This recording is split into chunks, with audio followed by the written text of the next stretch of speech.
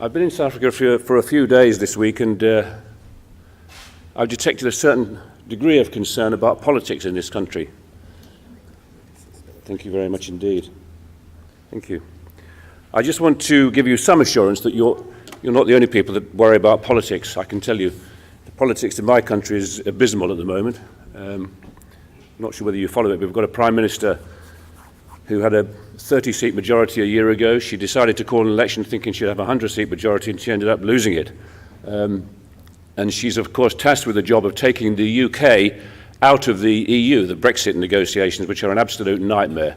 You can't really win those very easily against an intransigent EU opposition who, of course, didn't want to lose the UK from this club with the £10 billion a year that we've been contributing for whatever it is, 40 years.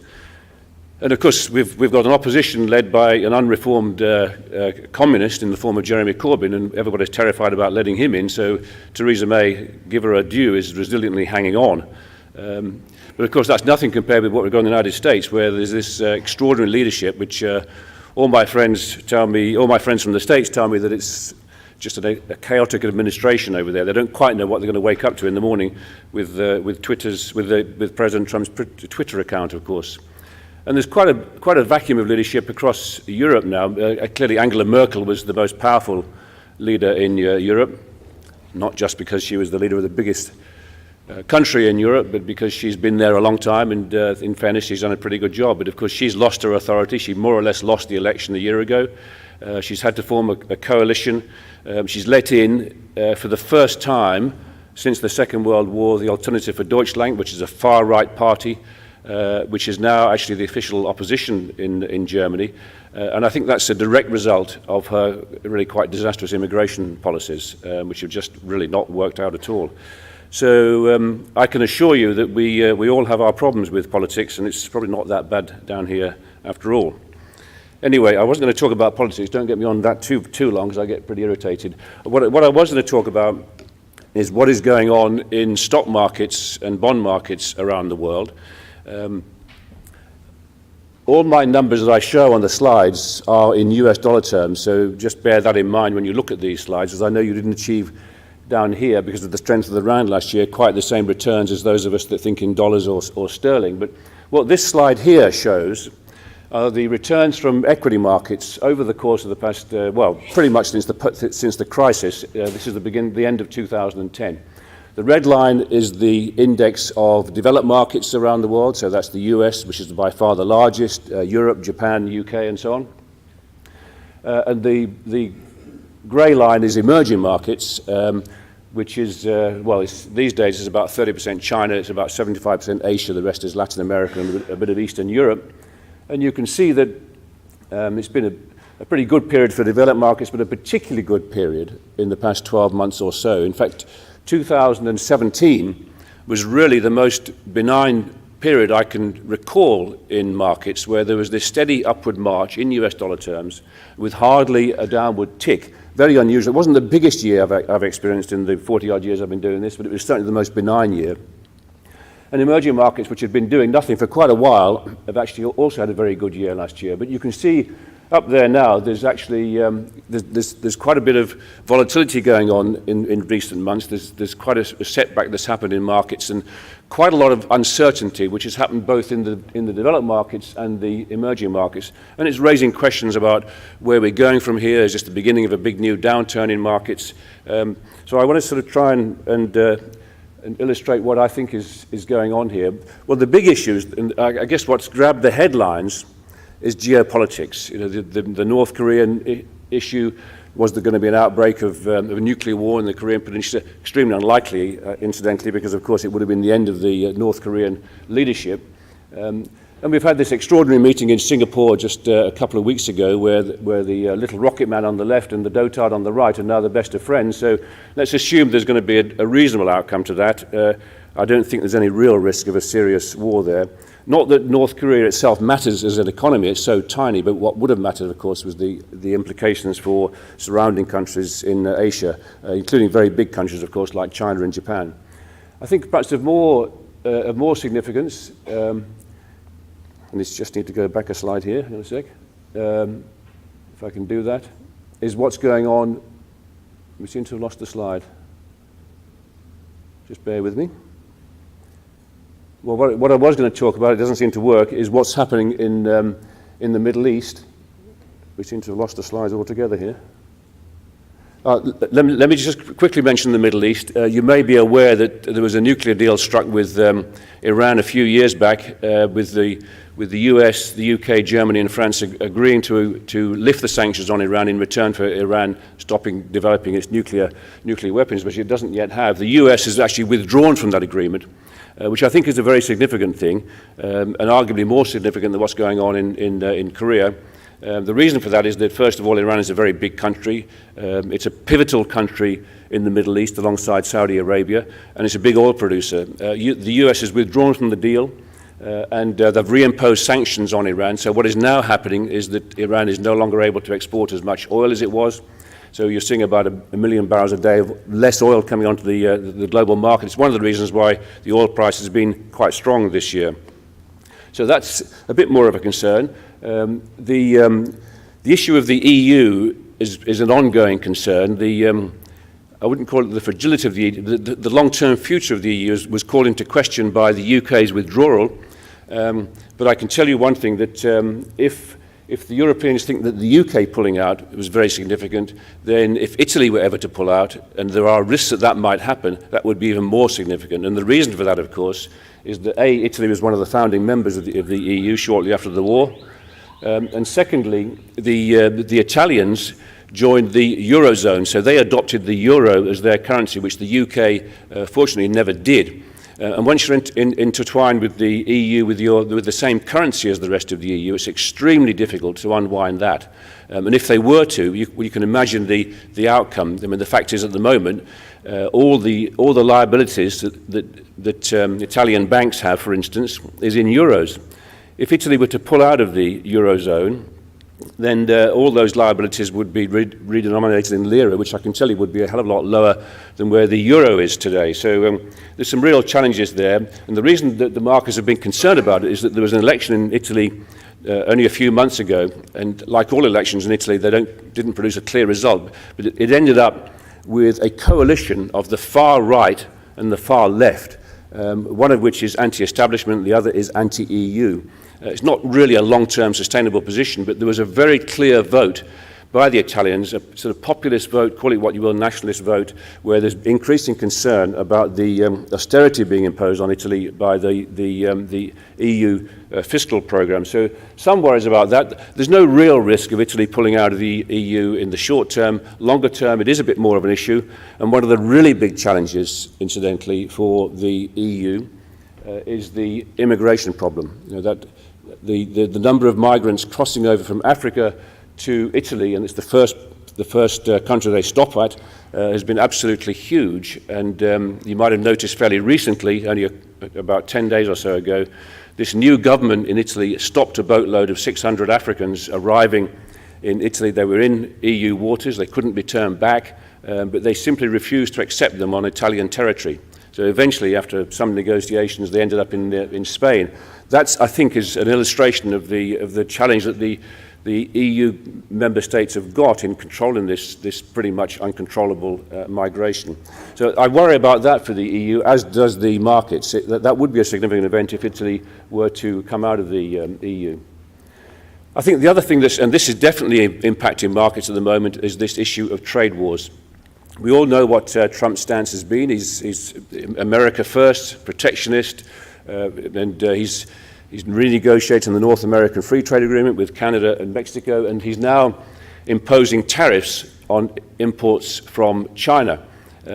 Now, what his ultimate vision is, what his tactics are, nobody really knows. At this stage, the numbers that we're talking about are pretty small. He's imposed tariffs on about $50 billion worth of Chinese exports from China, imports to the United States, which is not really very significant. The Chinese economy is a $10 trillion economy, so 50 billion is less than half of 1%. But he's upping that to 200 billion. That becomes more significant. That could begin to have an impact on Chinese economic activity, and it is a very big economy, of course, second in the world. And more importantly, what if that results in retaliation, which the Chinese are talking about, and then the beginnings of a global trade war? Now, that really would be very damaging. I think ultimately you've got to assume there's going to be a great deal of common sense that's imposed on this. And my understanding, from what I hear from my pals in the States, is the administration is very clear about it. They don't want a global trade war, but they do want some recognition of the fact the Chinese have been running a huge trade surplus with the US for a hell of a long time. And of course, there has undoubtedly been this stealing of intellectual rights from the US over a period of time. So my guess is there'll be some deal that is ultimately done here that will avoid a trade war, but it's definitely worrying markets at the moment. But the really big thing, in my view, that is worrying investors right around the world is what is happening with monetary policy. Now, you will know that since the crisis in 2008-9, we've had this ultra-loose monetary policy where interest rates were kept at pretty much zero by all the big central banks around the world, the US, the Federal Reserve in the US, the European Central Bank, the Bank of England and the Bank of Japan. In fact, the ECB and the Bank of Japan have had negative interest rates. You've had this extraordinarily low interest rate policy, and you've had this buying of assets by central banks, what they've called quantitative easing. Well, that's now coming to an end. So for the first time in 10 years, we're looking at interest rate rises and tightening of monetary policy. It's a very, very significant turning point in markets, and one in which constructing portfolios as we do in London, multi-asset portfolios built around the world, is having a very real impact on the way we build those portfolios. This is what has happened to interest rates in the US. This is the short-term interest rate that the Fed determines. It got down, as I mentioned, to virtually zero. The peak in the previous cycle was about 5.5%, as it was in the cycle before that. Zero had never been seen before in the history of the United States. In fact, all these interest rates from the big central banks around the world were at levels we'd never, ever seen before. I mean, negative territory is actually incredible when you think about it. You have to lend money to somebody and get less back. What's happened since the end of 2015, the Fed has now raised interest rates 7 times. So rates are now back at 2%. So you could argue for the first time in really 10 years or so, you're beginning to get a modest return on the cash you hold in the bank if you're holding dollars. But we need to keep it in perspective. Those rates are still pretty low. We're talking about 2%. The previous low point in the cycle before this was over 3%. So these are still very low levels by any historical standard, and the Fed has been extremely cautious in raising rates. But it's also told us what it intends to do, and the Fed has been very good at telling the market what it intends to do with policy. It doesn't necessarily stick to it. It's obviously allowed to change its mind. But in the course of the past 12 months or so, it has stuck to what it's told the market it will do. This is a sort of complex chart, but what each dot there shows is what each Fed governor, when they meet at these meetings, and there was a meeting just last week, and this came out of that meeting last week, what each Fed governor thinks interest rates are going to be at a certain point in time. Now, obviously, there's quite a large range in there. You've got to really look at where the bulk of those dots are. And what they're saying is by the end of 2018, they think rates are likely to be 2.5%. So 2 more rate rises between now and the year end. And then by the end of 2019, 3 more rate rises. So they're saying 5 rate rises between now and the end of 2019 takes rates to around about 3.25%, something like that. Still fairly low, but obviously beginning to get meaningful. If you then look at where they think rates are going to be at the peak in this cycle, they're saying probably about 3.5%, sometime around 2020 or maybe 2021, not shown here. Excuse me. So again, not very high. That would represent the low point in the previous Fed tightening cycle. So keep that in mind. And then on the very right-hand side, what they're saying, the longer-term rate, the neutral rate, the rate at which they think they will achieve their mandate, and remember the Fed's mandate is to keep inflation at 2% and full employment. They've got that dual mandate in the States. So they reckon that the neutral rate to achieve that is around about 3%. So although we're in this tightening cycle, interest rates, it doesn't look as if are going to go very high. And as I say, by historical standards, these numbers remain pretty low. So not overly alarmed about it, but it's definitely an inflection point where we face a tightening of policy. The other component of policy tightening is the reverse of quantitative easing, which is quantitative tightening.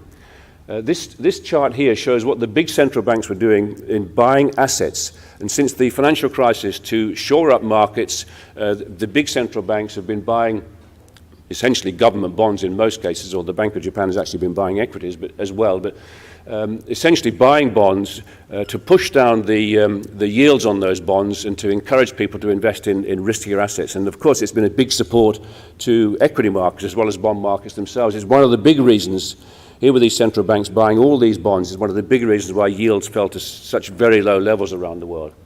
The black line shows the net aggregate purchases month by month of these big central banks, and you can see that line dips below the negative territory, the zero line. It goes into negative territory by the end of this year. So what is happening is that the Federal Reserve is now actually selling back those bonds into the marketplace that it bought. So the liquidity it was providing is withdrawing.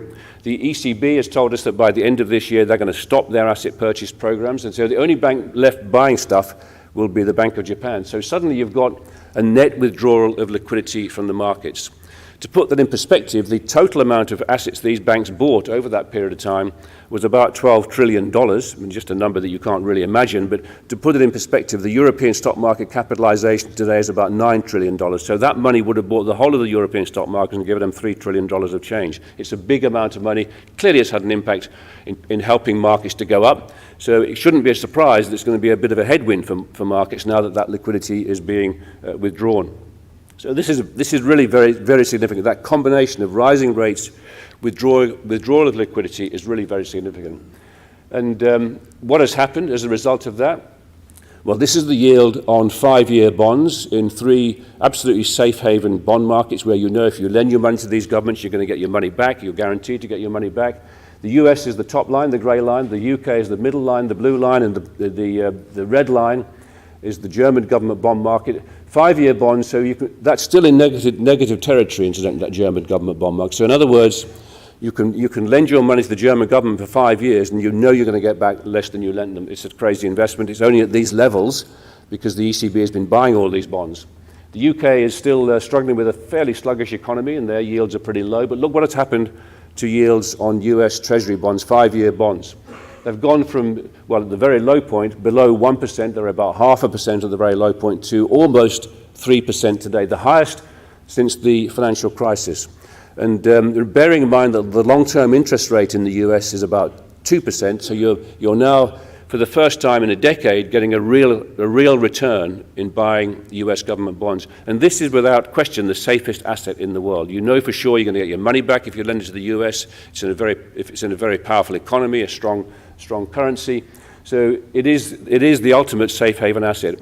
In the financial crisis in 2008, US Treasury bonds were one of the few assets that went up in value. You got a return of 8 or 10% or so that year when everything else was down by 30, 40%. You'll recall it, no doubt.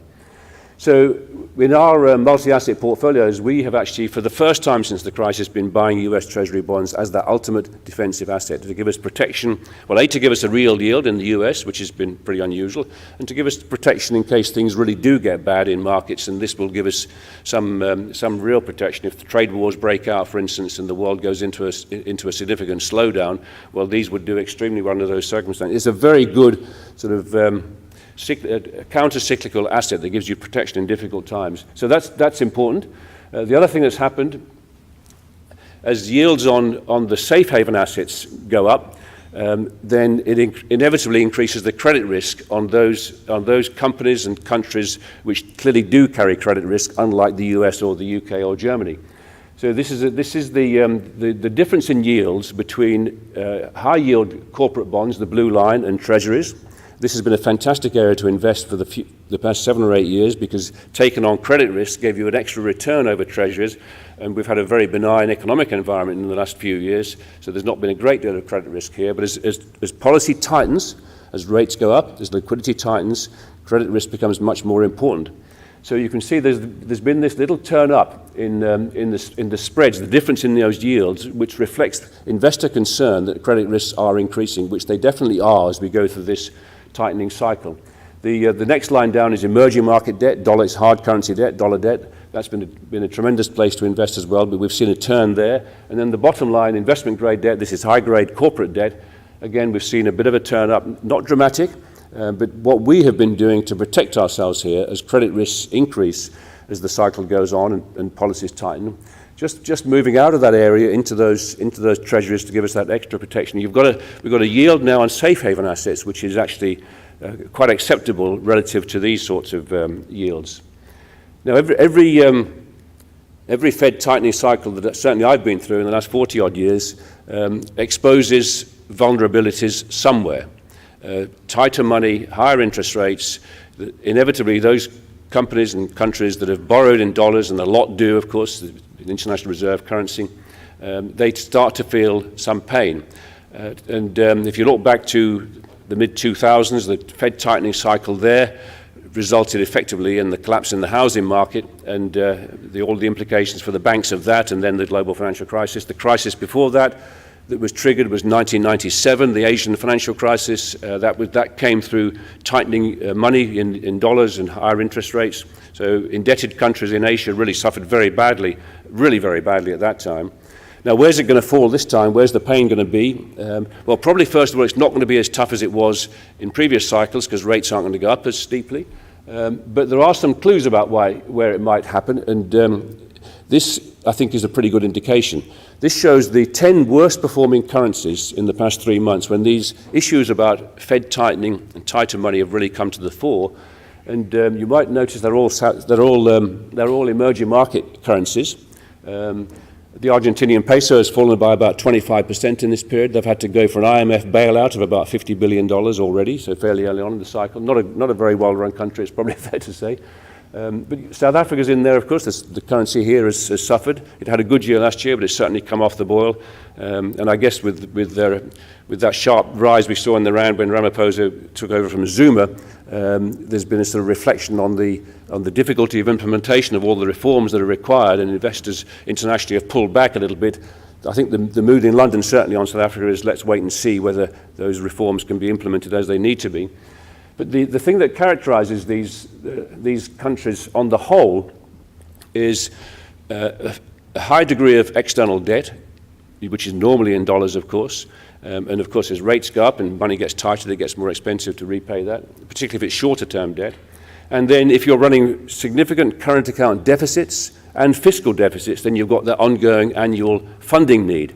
And as I say, as funding gets more difficult, well, there's going to be some pain out there. Well, investors have recognized that pretty quickly with these big moves in emerging market currencies. So I think it is an indicative of what happens as policy tightens and monetary conditions get more difficult. But it's not all bad news. I mean, here we've got the external debt as a percentage of GDP for these emerging market countries. South Africa's in there, of course, about a fifth along. But the thing to note is that there's a lot of that debt, most of that debt is long-term, so there's no immediate impact here. But nevertheless, those countries on the left-hand side there are being exposed in these tougher conditions. And then slightly more complex, but this shows the aggregate of the fiscal balance, the light blue line, and the current account balance, the dark blue line, for a range of emerging market countries. And going from left to right, you go from running a surplus to countries such as Taiwan and Thailand. Thailand's interesting, incidentally, because they more or less went bust in the Asian financial crisis. It's a good indication of how Asian countries really have strengthened their balance sheets. They've done a good job in improving their fiscal positions, so they're not exposed. But on the right-hand side, perhaps no surprises. If you remember those currencies I just shown you, Argentina on the right-hand side, pretty exposed. South Africa's along there. Turkey's really, the currency's fallen very sharply there. Quite a few of these countries have already increased interest rates. Because as the currencies fall, you've got an inflationary impact domestically, of course, and you've got to try and protect that currency. So Indonesia, Philippines, Argentina, Turkey, India, just a couple of weeks ago, have increased interest rates to try and protect their currencies. It's quite important that. So in the case of Argentina, you can see they've got an aggregate financing need of about 10% of GDP. But if that jagged line, the red line below that, shows you what the position was 3 or 4 years back. It's not as bad today as it was then. So there's been some improvement. Again, I would emphasize this is not catastrophic territory, but it's certainly enough to worry markets in the short term. I don't think it's enough to cause any sort of form of global systemic problem, which is what the 1997 crisis did in Asia, incidentally. That was really very bad news for banks indeed. Now, the other thing that gives me some encouragement about markets is what has been happening in the global economy. So this shows GDP for all the big developed markets, the US, Eurozone, UK, and Japan, over a longish period since the beginning of this century. The big dip down, of course, was the financial crisis. The economy shrunk pretty much overnight by anything between 5 and 8%. It was a horrendous recession, and it was a quick recovery, helped in large part, incidentally, by the actions of central banks that I talked about earlier. But then it's been a pretty rocky ride since then. 2017, however, was the first synchronized, sustainable global recovery that we've seen since the financial crisis, and it was the major reason why we saw that really good performance from central banks, from stock markets. What we also had last year was pretty subdued inflation. Despite the fact that the economies were growing, we didn't really get any inflationary surge at all. So we had this sort of Goldilocks environment where you had good growth and very benign inflationary conditions. No real signs of any shortage of capacity or anything like that, shortage of labor that would have pushed inflation higher. And that typically is what causes central banks to have to tighten policy much more aggressively, and then you get the downturn in the cycle. There's no real signs of that yet, and these economic conditions look pretty good. What they have done is lead to a very sharp rise in corporate earnings. There's been a 20-25% rise in earnings in this good growth environment with very low inflation, wages pretty subdued. And of course, that's a very important factor when you look at your equities, because what it's done is actually bring the valuation of equities down in the course of the past 12 months or so, helped again a little bit by this fall in markets that we've seen so far this year. So that's been a very, very good support for equity markets, and I think is a big positive. Where are our economies going to go? Well, what I show here is a very good leading indicator, Purchasing Managers Index. Generally speaking, it gives you a sort of a lead indication of where economies are going to be in terms of growth 6-9 months down the track. And you can see there through 2016, 17, those indicators were all going upwards. And any line above 50 points to expansion, anything below 50 points to contraction. So they're all in expansionary territory still, although there has been some downturn so far this year, most notably that brown line, which is the Eurozone. Slightly worrying, that is, because the Eurozone had a good growth period last year, but for the first time it was sort of beginning to come out of almost a deflationary spiral. Seems to have slowed down. I think it's in part because there was a very tough winter right across Europe. You've probably all heard of the beast from the east, which was really very unpleasant, I can tell you, at the end of March. But it more or less stopped construction in its tracks across large parts of Europe. Partly as well because the euro had been very strong in the previous year, so that was holding trade back. Germany has slowed down quite a bit this year. I'm not overly alarmed about it. The ECB remains very loose in terms of its policy, and I think they will continue to be so. They've already told us that they're not going to be, us collectively, the investment community, the ECB will not be doing anything on interest rates until somewhere around September next year, the earliest. So we know we're going to have negative interest rates still right through until then. So that's a pretty stimulative environment. So I'm not overly worried about it. And in many ways, if we get sort of growth at around that 2.5% level from the developed world, that wouldn't be enough to push up inflation significantly, and that would be the thing you've really got to watch out for. Inflation starts to pick up, then the central banks are going to have to act more aggressively to rein in their policy and push rates higher. Doesn't look as if there's any real risk as far as that is concerned at the moment, but we are watching out for inflation extremely carefully. I think it's the one thing, and it's US inflation, of course, because it's the Fed that really matters in all of this. The Fed is the most important central bank by miles. The one thing to watch out for is what's happening with inflation in the States, and in particular, inflation of wages. What this slide shows is actually quite an interesting slide. The bottom line, the brown-grey line, shows you what the current main indicator of inflation, personal consumption expenditure, is doing in the US. The yellow line, the horizontal line there, is actually the Fed's target of 2%. So you can see for most of this post-crisis period, it's been below that target and still remains so. So inflation isn't a particular problem today. The Fed is actually just beginning to tighten because it can see the fact the economy is growing quite well. And of course, Trump has just put about $1.5 trillion of fiscal stimulus into the economy with tax cuts and some additional fiscal spending. That's going to add at least 0.5% to growth this year. So the Fed is conscious of that, and I think it's being very sensible in just tightening policy a little bit to make sure the economy doesn't race away and you suddenly face big shortages and inflation going through the roof. The red line there shows you what the Fed thinks inflation is going to be 5 years out. So it's pretty well anchored around that 2% level. So that's okay. The big worry is what's happening in the employment market. The US, if I'd shown you figures for the UK, it would be a similar figure, but the UK economy is very much smaller and much less significant than the US. But the US and the UK have been just phenomenal jobs machines since the financial crisis. Unemployment in the US was 16 million at the time of the crisis. Went through the roof, of course, when there was that deep recession. Today that's come down to 6 million, 10 million less unemployed. In the UK there's about 3 million less unemployed. There's been a similar jobs machine. But intriguingly, in neither country have wages picked up to any material extent. They're running at about 2.5% or thereabouts, so only a little bit ahead of inflation itself. But look at that blue line. That blue line is job openings. So in 2009, just after that big recession, there were 16 million unemployed, 2 million job openings. Today there are more job openings than there are unemployed. Well, you sort of think that under those circumstances, Labour starts to get a bit more power, and they might start to negotiate some significant wage increases. And there is some evidence of that happening in the US. So I'm certain that the Fed will be watching this extremely carefully. And if you see wages start to accelerate, then that's the time to be a little bit more alarmed about how far the Fed might have to go with its tightening policy. So the things to watch out for. But there are some headwinds to growth in the global economy, which I think will help to sustain this Goldilocks environment that I've talked about. One is demographics. Demographics is a few things in our industry that you can predict with some confidence,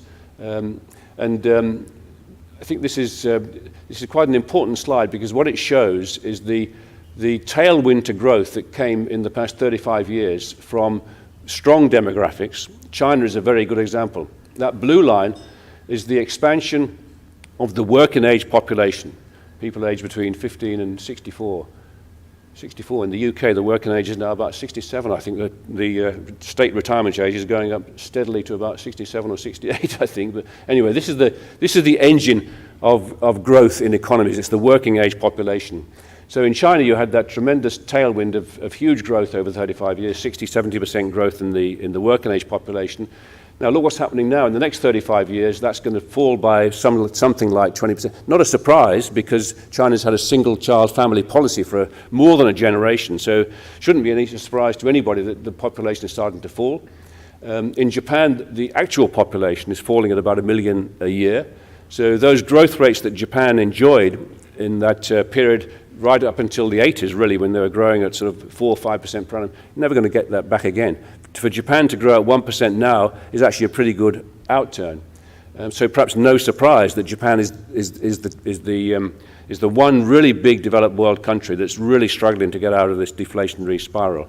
But overall, these demographics mean slower global growth than we experienced before. China's growth is never going to get back to that 10% per annum. They're running along at just over 6, and when you've got a headwind of a falling working age population, you're going to struggle to get very much higher than 4 or 5 in future years, I think. The other thing that's going to hold back growth is the simple fact that there's too much debt about. Now, what caused the global financial crisis? Well, it was too much debt. If you look at this slide, this shows that actually debt since 2008 has gone up as a percentage of GDP.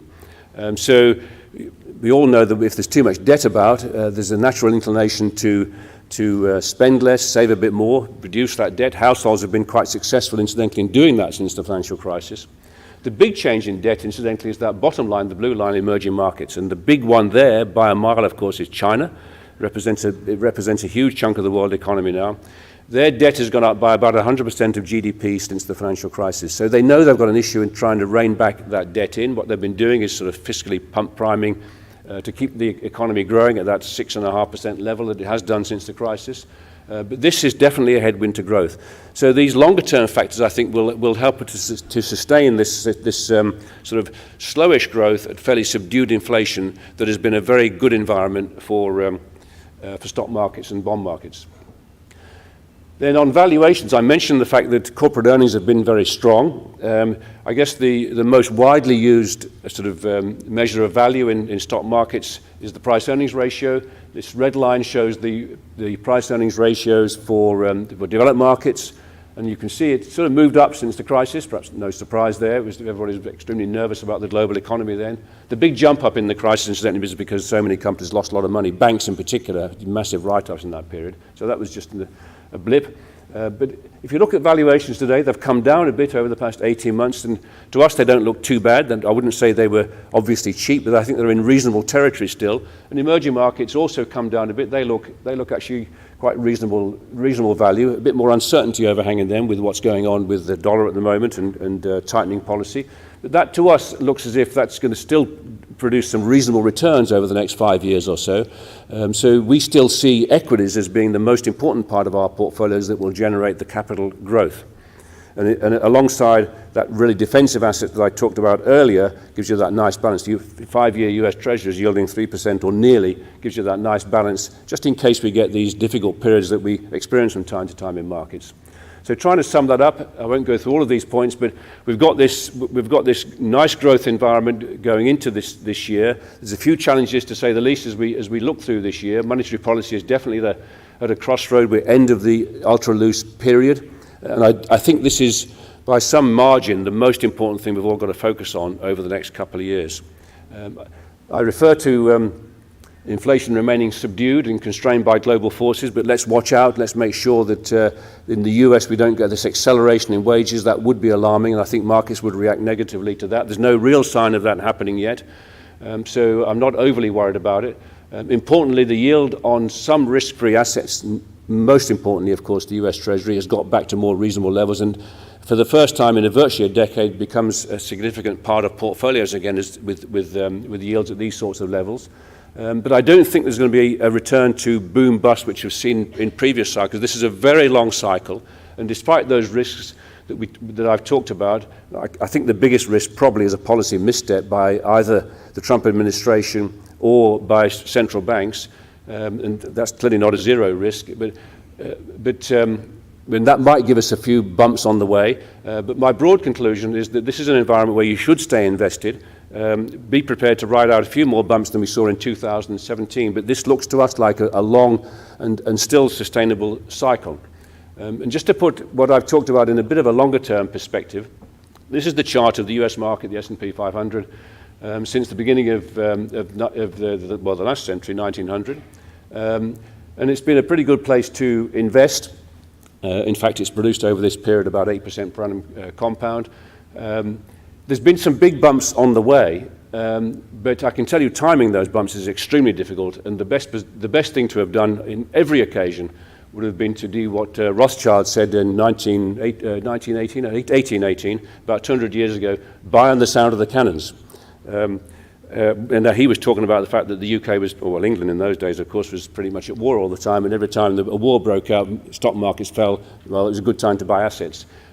Mercifully, we're not in quite the same position today, but if you look at this chart, those blips down have really been a good buying opportunity. Now, you might say, Rothschild went on to say, sell on the sound of the cannons. In other words, when things look good, get out. Well, I can tell you, timing markets is extremely difficult. This is what the UK market has delivered over the past 20 years. If you stayed fully invested through all these blips, including the financial crisis, and it was a horrendous bear market, of course, as was the one in 2001-2. If you'd stayed invested, you'd have made 6.3% per annum. If you'd missed the best 50 days, you'd have lost 4% per annum. Now, if you're smart enough to pick those best days and those worst days, good luck. I don't know anybody who is. You're much better off basically staying invested through these tough times. And times are uncertain now, but I don't think they are so tough, and there's certainly not cannons firing at the moment. Just a couple of things in terms of how we work with Magnus and his team at Brenthurst. For must be 8 or 9 years now, we've run a global balanced portfolio for them in our office in London. It's broadly diversified, it's risk profiled, and it's designed to achieve a balance of capital growth and capital preservation, broadly diversified around the world by equities, fixed income, real estate, but real estate in listed securities. We don't go and buy bricks and mortar. Everything in here is very liquid. We're diversified by region and country and currency. The big exposures are in the US, Europe, UK, Far East, very broadly diversified. And once we've decided how much we invest in each asset class, in each region, we then select managers to do the stock selection for us, so best-of-breed managers from around the world, and literally from all around the world. And it's very much a core solution for investors looking for that balance of capital preservation and capital growth.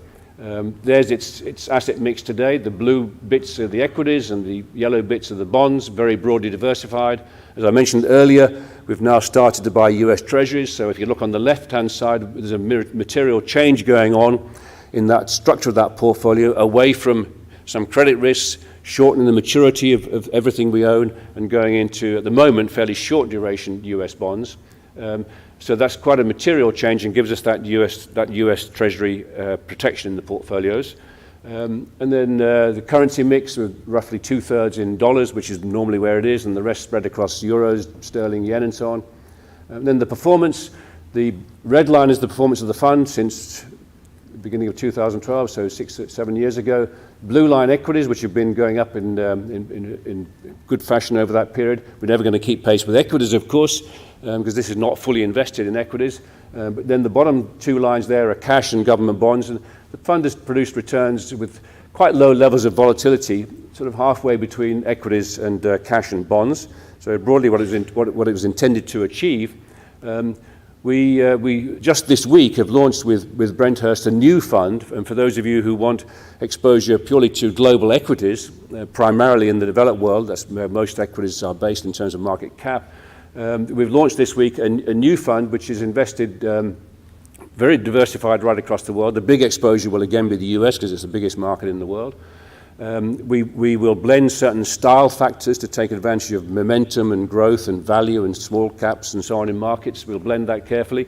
We'll take tactical positions, but importantly, the underlying building blocks here, everything we invest in is going to be passive funds, so ETFs, index trackers, where the costs are very low. You may know there's been pretty much a price war in this area in the course of the past couple of years in the investment management business, which is having quite a dislocation effect on the industry, incidentally.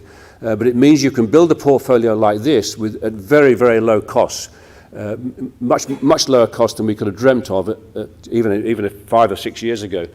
So all the building blocks here are going to be pretty low passive costs, which literally cost a few basis points to put together. So we'll end up with a liquid, transparent, and very diversified fund at an extraordinarily low expense ratio. What would that have done if it had been invested 10 years ago? Well, the red line is what this fund would have done. It's back-tested. So one is always skeptical about back-tested figures, but given the fact we are using passive funds, it's actually relatively easy to produce this.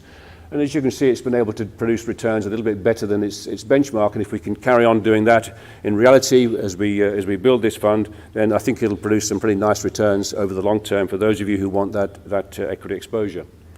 With that, I'm not going to show you that because that's our disclaimer. I'll leave it on that slide there. I should stop. Thank you very much indeed.